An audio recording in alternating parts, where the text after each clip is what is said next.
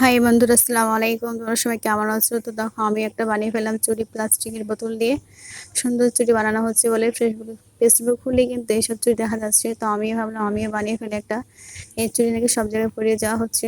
তো আমি ভাবলাম আমি একটা করি চুড়িটা। চুড়ি করতে বেশি কিছু সময় লাগবে না বা বেশি কিছু জিনিসও লাগবে না। তো দেখো, এখানে আমার কিন্তু ঘরে একটা বিসলেরি বোতল ছিল, একটা নয় অনেকগুলোই ছিল, তার মধ্যে আমি একটা নিয়ে নিলাম।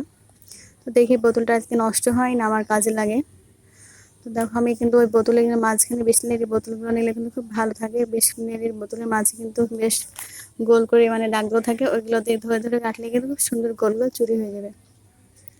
তো দেখো, আমি অলরেডি 4টে কেটে নিয়েছি। তো দেখি ফাইনালি কটা চুড়ি আমার দাঁড়াই, চুড়ি বানাতে কটা পারি। তো 4টে কাটা হয়েছে। তো দেখো, এগুলো আমার রঙগুলো আমি অনেকদিন আগে কিনেছিলাম, প্রায় 2 বছর আগে, একটা কিছু বানানোর জন্য। তো ফাইনালি আমি কিছু একটা বানিয়েছি, ওগুলো তোমাকে আমি পরের ভিডিওতে দেখাবো কি বানিয়েছি। আমার ঘরে একটা কিছু কাজ করেছি ওই রঙগুলো দিয়ে।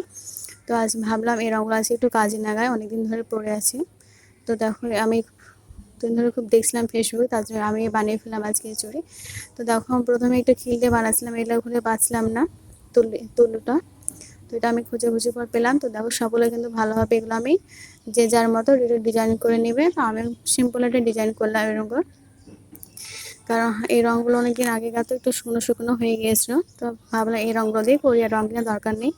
বেশ ভালোই হয়েছিল। তো আমি এগুলো ডিজাইন করেছি।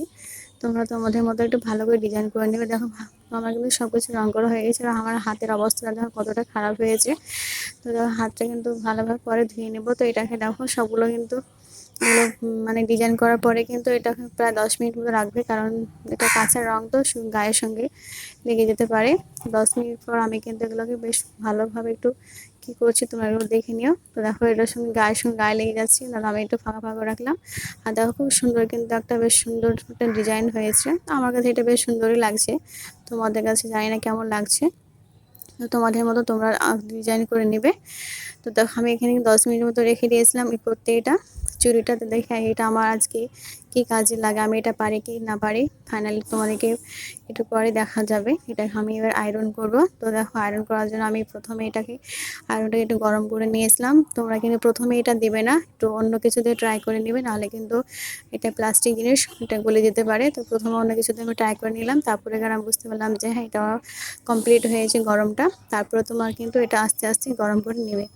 প্রথমেই দেখো, একটু দেওয়ার পরে কিন্তু আস্তে আস্তে খুব নরম। আমার কিন্তু খুব ভয় পাচ্ছিল, কারণ এই আয়রন আমি খুব কম ব্যবহার করি, আমার জামা কাপড় সেরকম আয়রন করা হয়নি।